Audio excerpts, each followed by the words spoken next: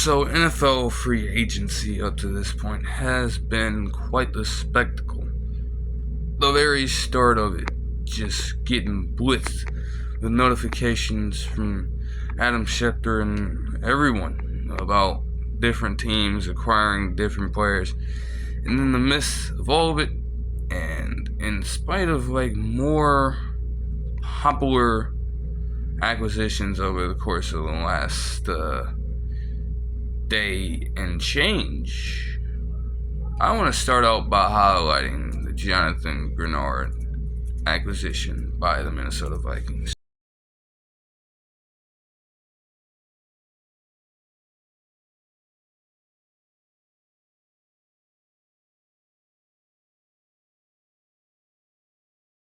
I think that it is a really good move, and it really works out when you see when it's gone down with the Vikings today also.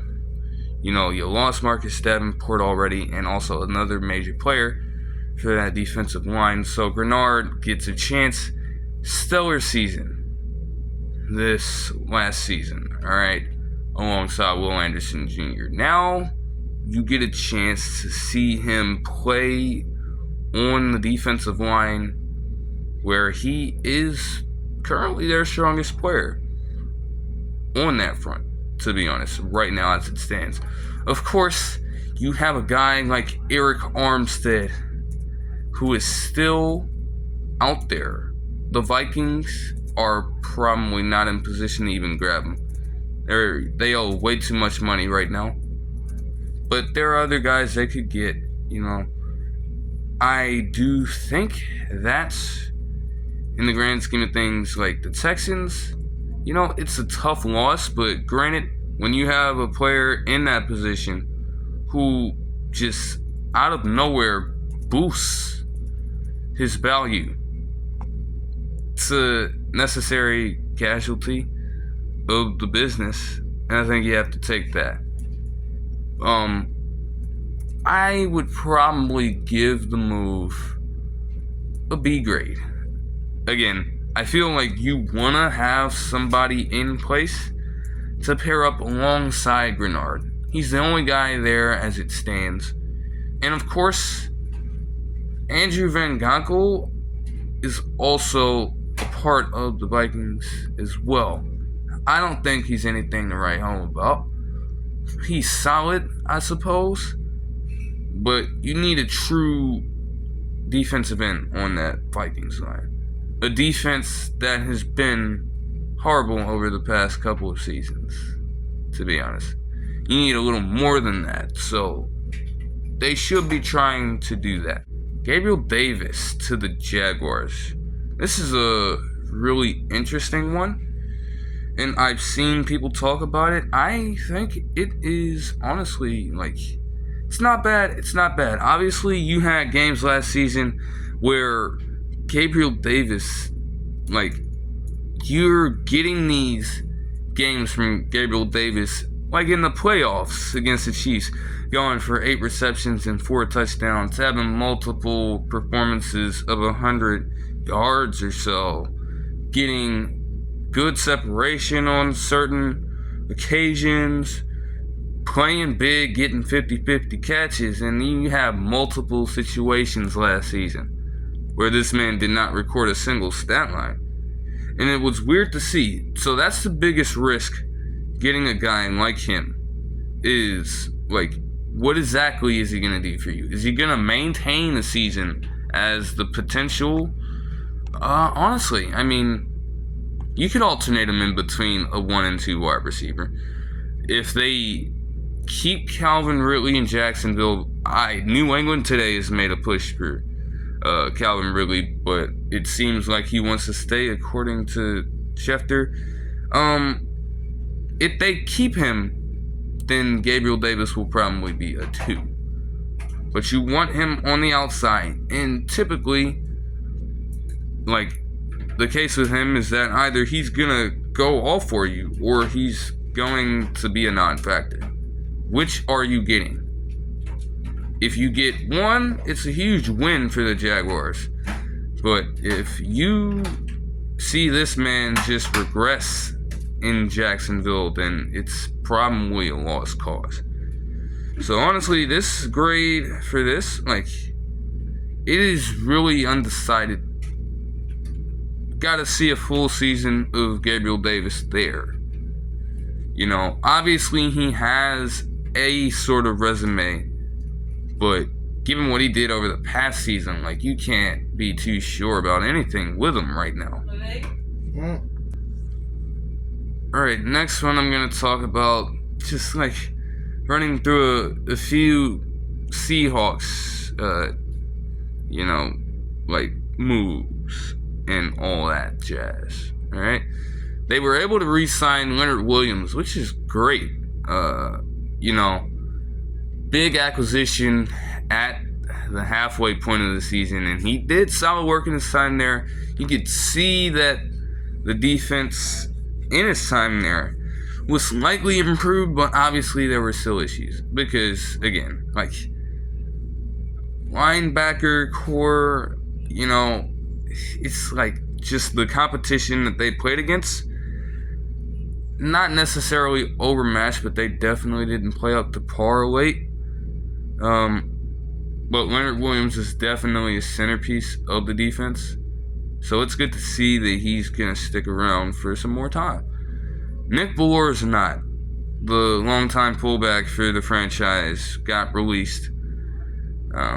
Colby Parkinson is moving on to the Rams for some reason. And, you know, they were able to re-sign Noah Fant, but Will Dissly also moved to the Chargers, which is, like, I don't know what to say. I really don't know what to say about that. I think what got me the most is Jordan Brooks moving to the Dolphins. You know, it's tough to see Jordan Brooks go, like, one of the top tacklers in the league last season. You know, definitely better as a run stopper. Pass coverage leaves a little bit to be desired. But I honestly think it's kind of what the Dolphins need. And it made a whole lot of sense for them to go out there and try to get him when they released Jerome Baker. But that will be interesting though. You know, Jerome Baker has been solid for quite some time now. They may have felt that he did not necessarily fit the rest of their timeline. They may owe a little too much money down in my... Definitely keep an eye out for news on Jerome Baker, because he deserves a roster spot. Just what team exactly would probably go out and get him?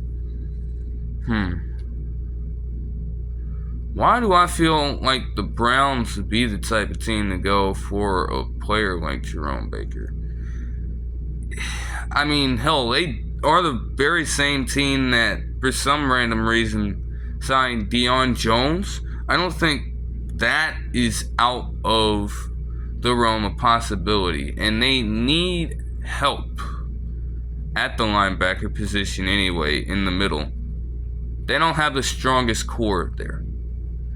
You know, obviously, when you have Myles Garrett and Jeremiah Owusu-Koramoah, that masks a lot of their problems there, but you need a strong guy in the middle to hold down the fort. I think Jerome Baker can do that. So we'll see how that is. Now, moves for the Packers have been, like, all over the place. I mean, you have Xavier McKinney going to the Packers yesterday, which is great given what he was able to do over the past season. But Darnell Savage, a guy that had been solid for that franchise for years, is going to the Jaguars. They just let him go like that. That's pretty random to me. But I think the most perplexing situation has been with their running back core. I didn't even know before yesterday that they released A.J. Dillon, and then, you know, before I even learn about that, I see that they get Josh Jacobs somehow. I tell you that I could not have possibly seen that coming at all. It was so left field.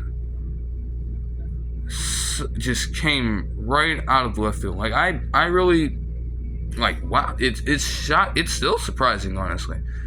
And I mean, a guy like him is a good running back one to have, but I feel like given the rest of their running back situation as it stands now, because they had to release Aaron Jones in order to make the move, trying to get a change of pace back out of the draft who fits best in that role. Okay, you've seen like the Raiders were literally like, it wasn't the best season in terms of yards per carry for him because the Raiders were literally trying to run him into the fucking ground and decrease his value in free agency or for trades, anything. They were trying to decrease his value, and I can't necessarily believe that they were trying to do otherwise. Like, I can go and look at Josh Jacobs' game log from last season right now. When I tell you that I just saw absolutely absurd numbers from this man, especially at the beginning of the season, I feel like he may have ended the season strong, but especially early on, dude, just, damn, yeah. He got his totals from last season, and he averages 3.5 yards a carry on 233 rushes. The average is way higher than that. Like, that's just subpar, but we know exactly what it is he can do in a better situation. And honestly, the Packers, Jordan Love is still young, still getting his feet wet, I would say. It's his second season. He's going to need a running back to rely on still. And Josh Jacobs certainly fills that job. But Aaron Jones is like, maybe he's going to be viewed as a traitor now. They love him in Green Bay, but now it's conflicting to even do that. Because now he's a Minnesota Viking as of today. That is, like, another layer of, like, confusion in this ordeal. Like, bro, really? I did not see that coming at all. But, again, NFL is a business. Sometimes, you have to do what you have to do. And,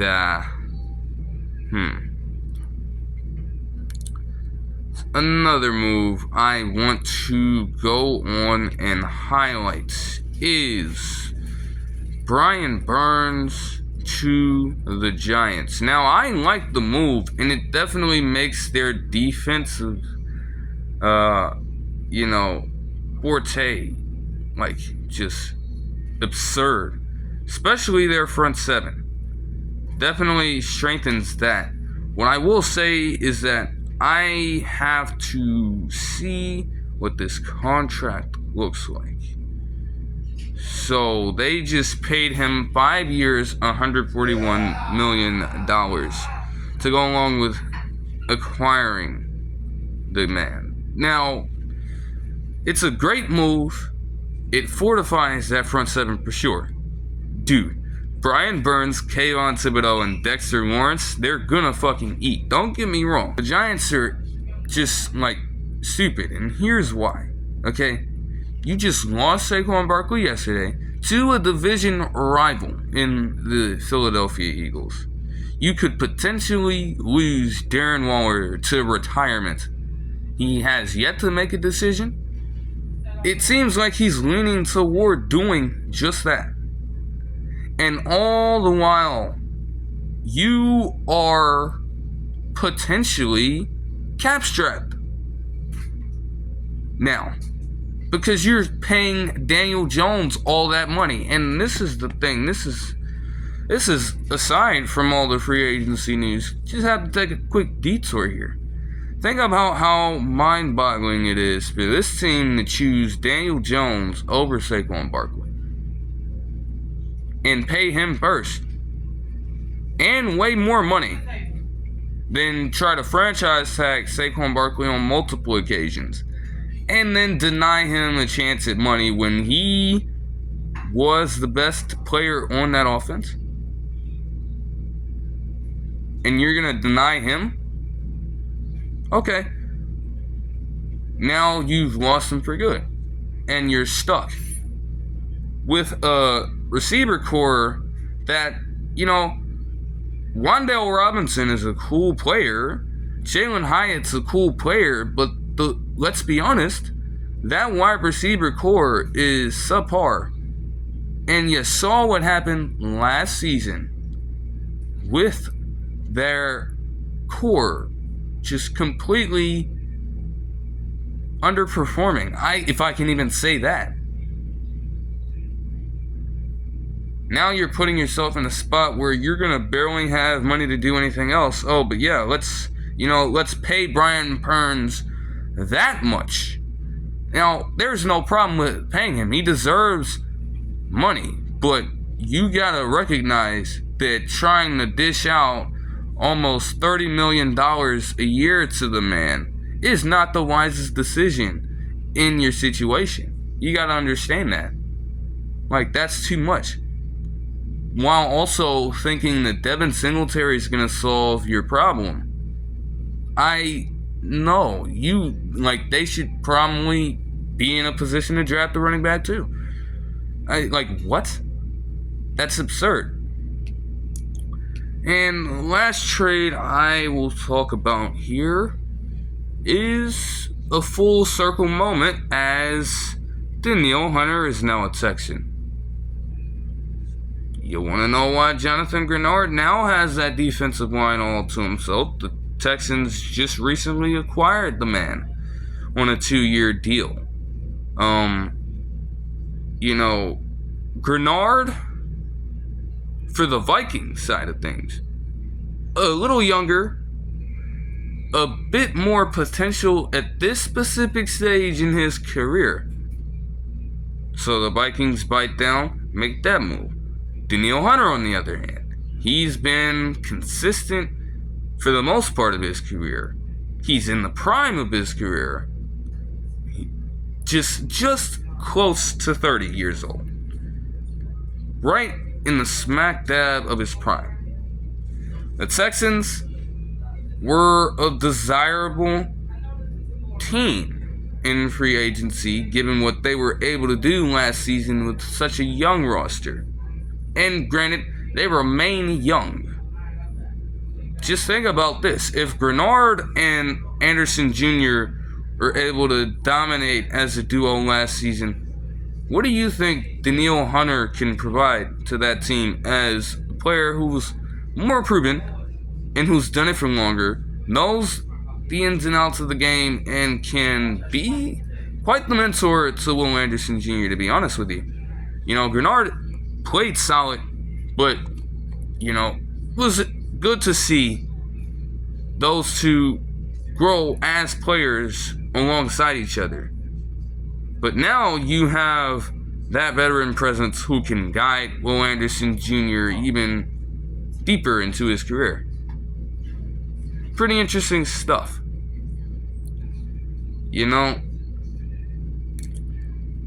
So I think that move is pretty good. The Texans, I would probably give that an A-. 2 years, $49 million seems like a lot until you realize that the Texans they obviously have the money to afford it. They're not usually in positions to get players like these. And they've been bad for that long to where, damn, you don't have any leverage to potentially make moves in free agency like that. So, all that money that you used for Danielle Hunter, well, that was accumulated over time. You weren't gonna get anybody major beforehand, before the surge you had last season. But, that team with that guy, CJ Stroud, oh boy, Again, even if they went out the way they did in the playoffs, they're building something there. Even if they went out that way in the playoffs, they are truly building something down there. So it'll be interesting to see how it truly pans out.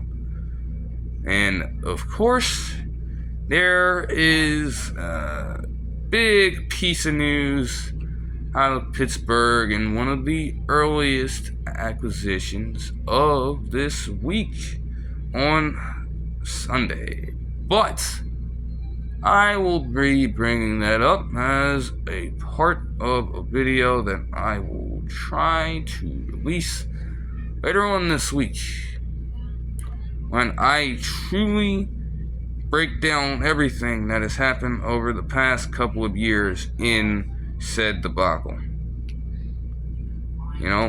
Mention Brian Burns' contract, as like the Giants not pay heed to this trade and extension. Possibly the worst sequence of events in NFL history when it comes to, contract and trade work, if not one of the very worst. But again, reserve that for the other video. I will end it here. I hope you guys enjoyed this one, and I'll see you guys in the next one. Peace.